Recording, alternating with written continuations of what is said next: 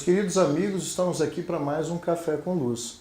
Você que já nos conhece, esse espaço informal, senta aqui com a gente e hoje com a Daniela Migliari. Tudo bom, Dani? Tudo bom, muito obrigada pelo convite. Obrigado. Dani é nossa amiga já de algum tempo e eu não vou falar agora qual é o tema não, eu vou passar para ela. Dani, você é jornalista e escritora. Qual é a temática atual que você vem investindo e que é o tema do nosso Café com Luz? Passar a palavra para você que você já fala para o nosso público. Muito bem, Maurício. Bom, a minha página Daniela Migliari Escritora, que fica no Facebook, né? É uma página que se propõe a examinar mesmo dentro da gente todos esses movimentos de reforma íntima, sem que isso signifique um martírio íntimo, né? Que possa ser feita esses reconhecimentos das nossas ditas sombras, né? Com mais leveza, com mais auto-amor, com doçura, por que não? Né? A própria palavra indulgência vem de indulce, que é a doçura dentro. Doçura interna. Então é um movimento de doçura dentro.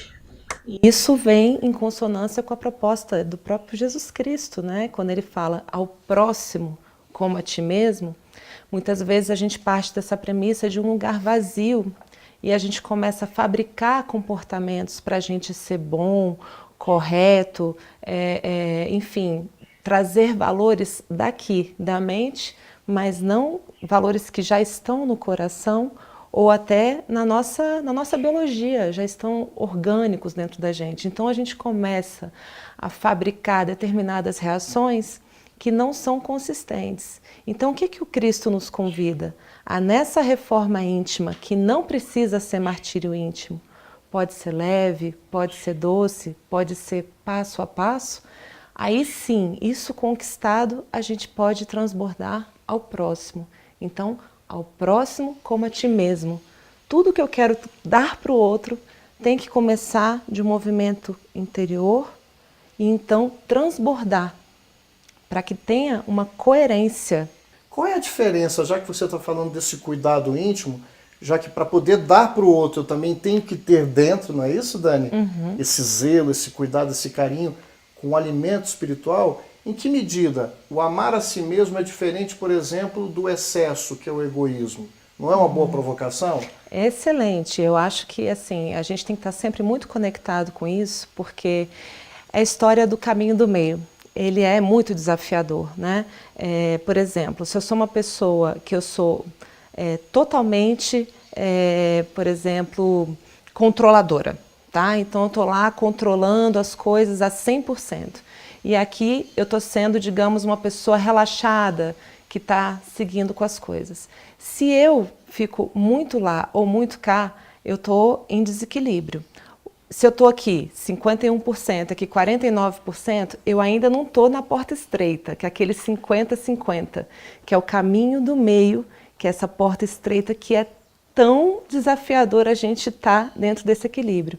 Então, quando Jesus coloca ao próximo como a ti mesmo, ele coloca ali duas pontas de um raciocínio que um vai regular o outro, como se fosse uma roda, né, de carro que tem um eixo com duas rodas. Não dá para ser só isso, não dá para ser só aquilo.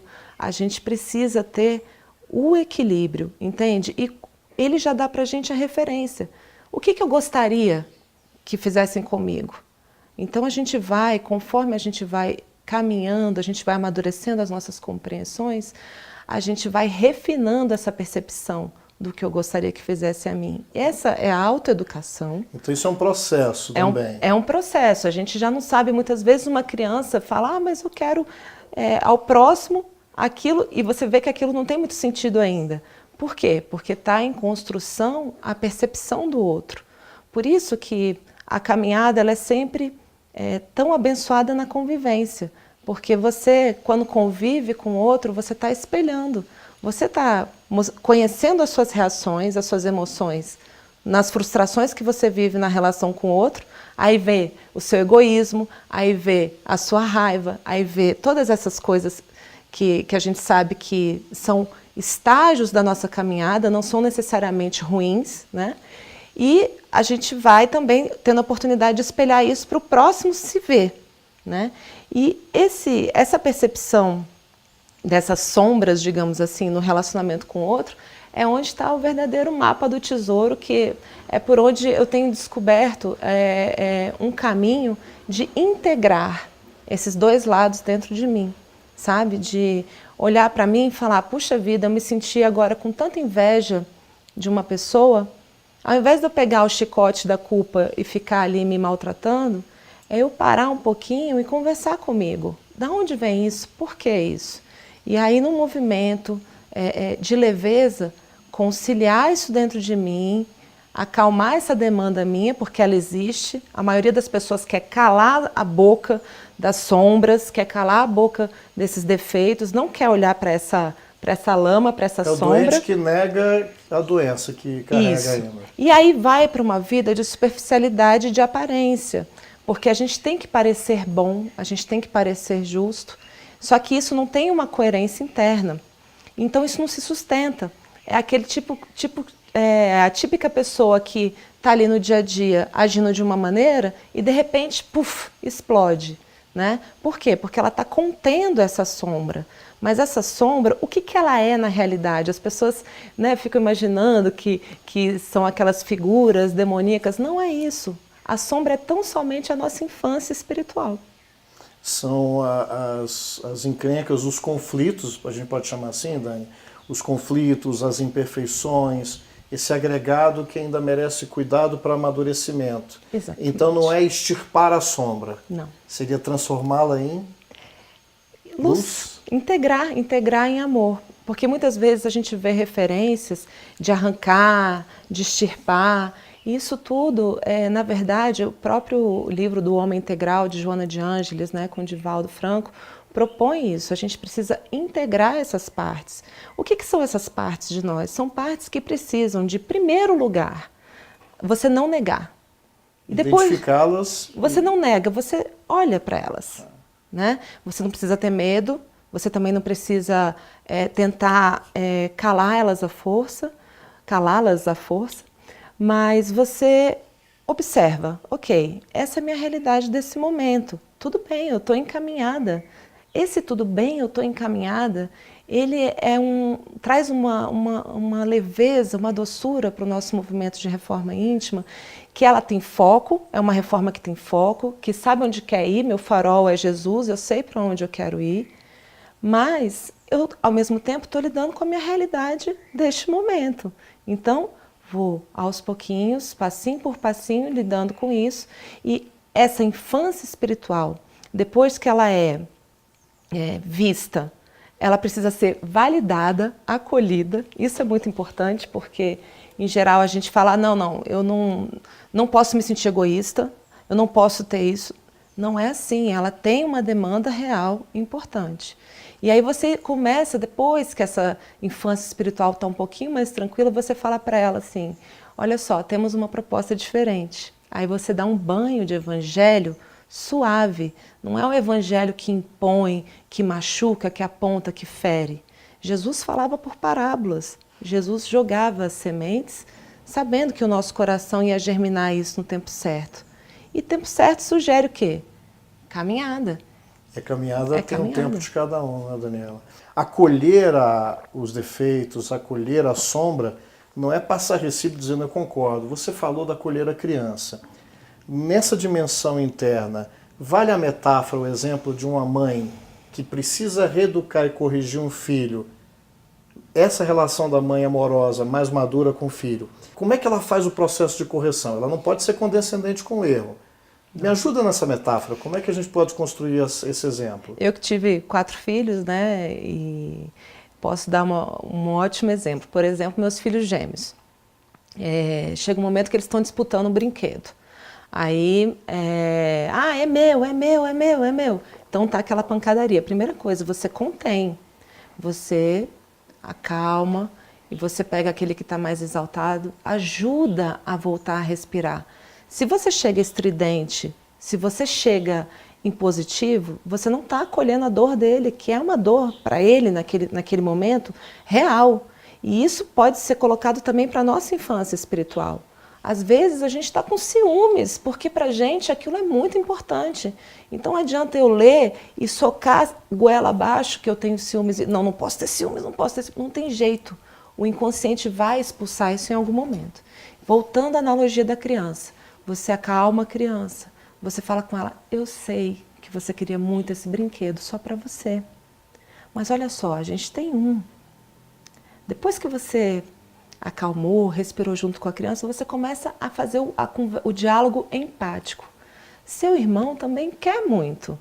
Que tal a gente colocar 5 minutos para cada um e a gente vai vendo que isso é importante para ele também. E quem sabe vocês podem brincar juntos. Aí você vai fazendo convites ao novo.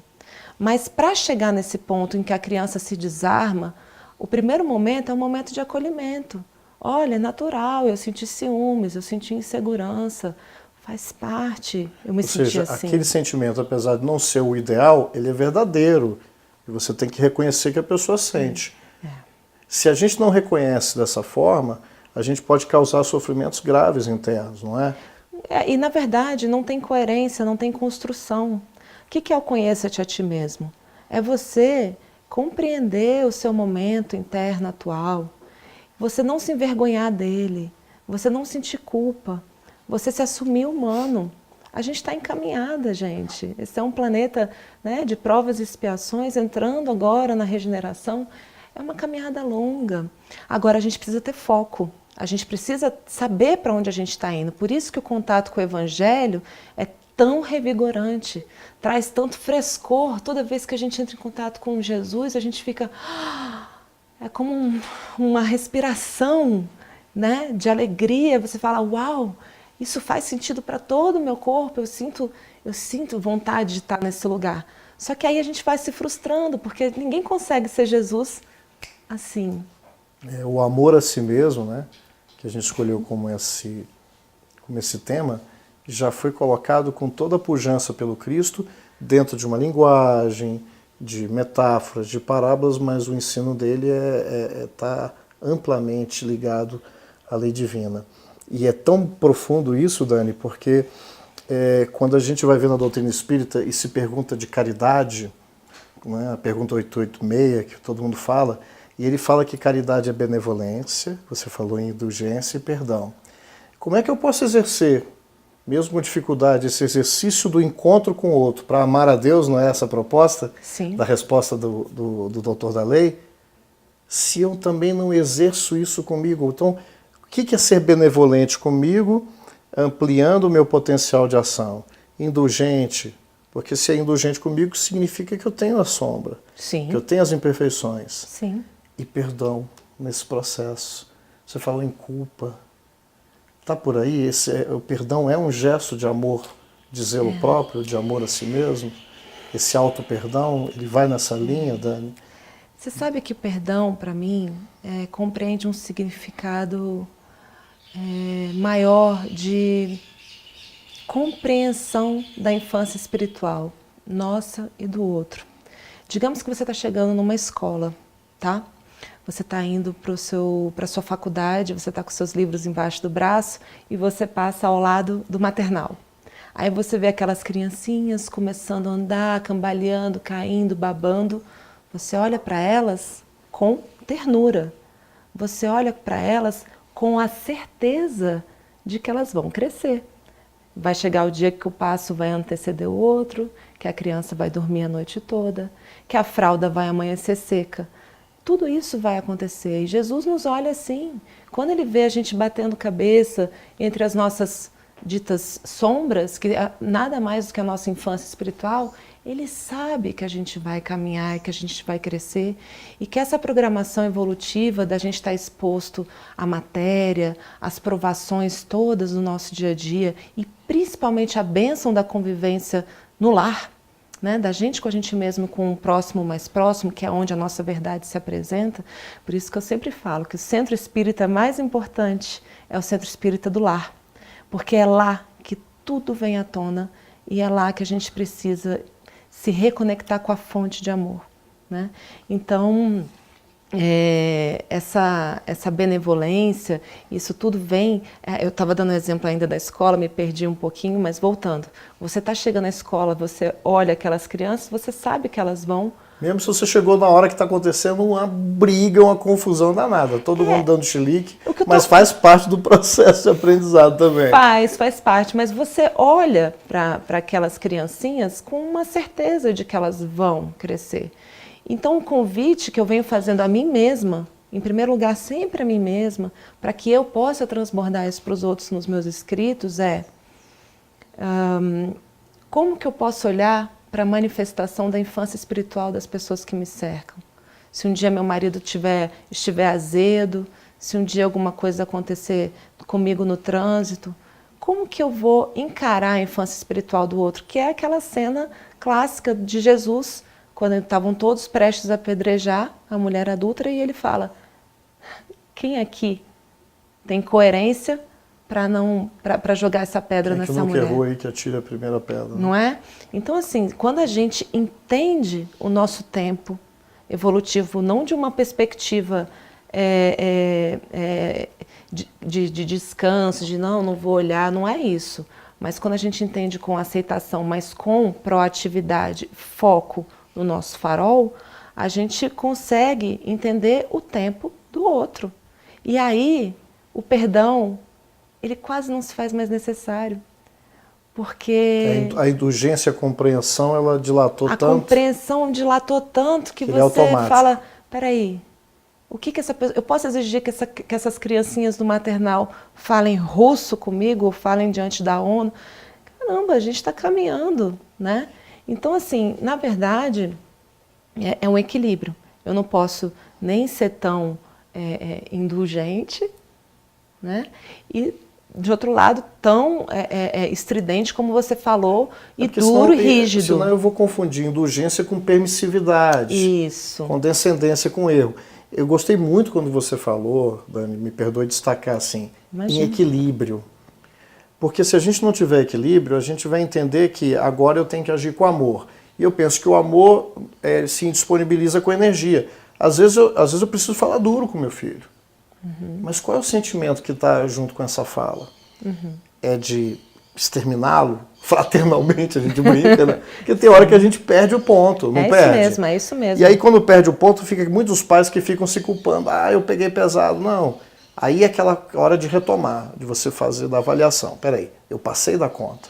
Isso. E eu preciso me reajustar. Isso. E tudo Isso é o tempo inteiro, né, Dani? É o tempo inteiro. E por que isso causa rodinhas... sofrimento na gente? Porque a gente ama muito, só que muitas vezes esse é um amor cego. É um amor, até o Rossandro Klinger fala muito isso, que o amor é um sentimento sofisticado.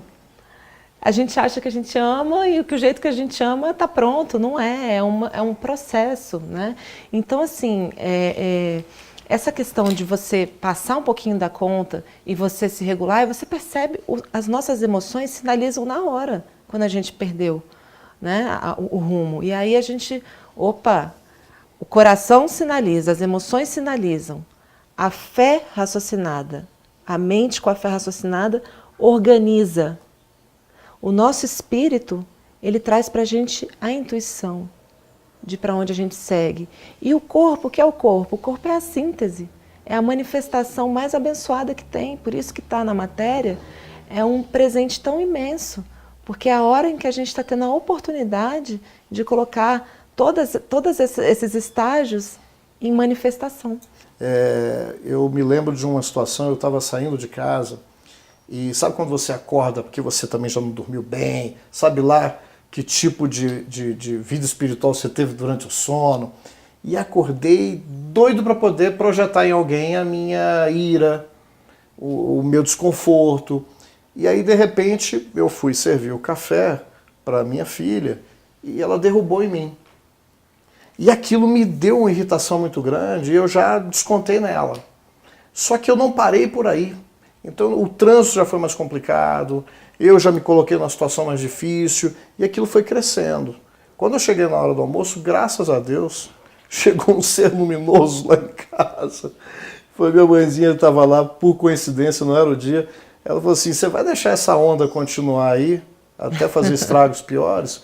Então, as situações, um café, um contratempo, um mal-estar, eles vão comparecer na nossa vida. Então, amar a si mesmo é também esse zelo, esse cuidado. Eu podia ter feito uma escolha diferenciada, não valorizar determinadas situações. Isso é mais uma prática também, porque para poder ficar mais fácil, é uma coisa que deveríamos estar praticando com mais cautela, ou estudando mais.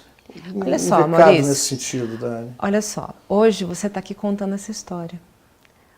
Eu te pergunto, essa manhã com café foi um degrau para você? Tem que ter. Aí eu posso olhar para o passado com vergonha ou com raiva de mim? Querido, essa foi a sua lição de integrar aquela sombra. É isso, a sombra está aí para nos educar. Eu falo que é o nosso personal trainer. A gente vai em contato com ela e não evitando, não isso, mas observando e tendo a oportunidade de conhecer a gente. O conhece a ti mesmo é isso. O problema é você fazer o conhece a ti mesmo com, primeiro, não é comigo, você finge que está com você, ou você usa um chicote, né? Porque isso tem muito, inclusive, em ambientes religiosos, essa história de querer seguir muito a linha, e vai virando que, como esse discurso não se sustenta, a religiosidade se perde, ela fica mais ligada a uma forma e menos a esse movimento, desse caminhar que não, a natureza não dá saltos, né? O Denis fala isso, né? Então, assim, a gente tem que ter essa verdade nesse diálogo interno. E para que essa verdade seja suportável, ela precisa ser leve, senão ninguém aguenta. É humanamente impossível lidar com isso. Então você olha para esse episódio com a sua filha com carinho pela sua infância espiritual daquele momento, sabe? Você olha para aquele momento e fala assim, poxa, eu aprendi ali com a minha mãe, né? Com a minha filha, com a forma como eu acordei. Numa próxima, ao invés de você explodir durante 8 horas seguidas, talvez você exploda só por 3, por 2, até que chega uma hora que você, deixa pra lá. Faz uma oração, abre o evangelho, lê em voz alta, porque o evangelho é o remédio. Aí ele vai se incorporar como remédio, né? O Rafa levantou uma plaquinha. Tem mais um, Rafa? Como é que é? Mais 2 minutinhos? Então, acho isso bonito, Dani, porque isso aqui é só um café, né? É só uma provocação, um estímulo para a gente estudar a doutrina espírita. As ciências estão avançando em relação a isso, a psicologia está muito madura nesse sentido, da gente reconhecer a nossa dimensão essencial. Pega esse 1 minuto, Dani, manda um recadinho para o coração dos nossos telespectadores, como incentivo a essa busca constante. O que você pode deixar aí como recado? Eu acho que é aquela história da gente poder estar em conexão com a gente mesmo, sempre olhando para o nosso farol, que é Jesus, que é esse amor, que é, né, esse ser maravilhoso que veio aqui pela humanidade para nos inspirar, mas também reconhecendo a alegria de estar aqui nessa terra, com todos os nossos aindas, né, com todos os nossos processos ainda em construção, e dentro do possível, todos os dias fazendo esse autoexame, conectados com a nossa emoção, que a gente possa ir devagarzinho, né, melhorando, buscando ser mais amáveis, principalmente com a gente mesmo, né, e em nos amando, em nos tratando com esse carinho, naturalmente a gente vai transbordar isso para os demais. Então, assim, é tudo sobre coerência, é tudo sobre saber para onde a gente está indo, né? Eu sempre me relembro o tempo inteiro buscando no Evangelho essas referências, né?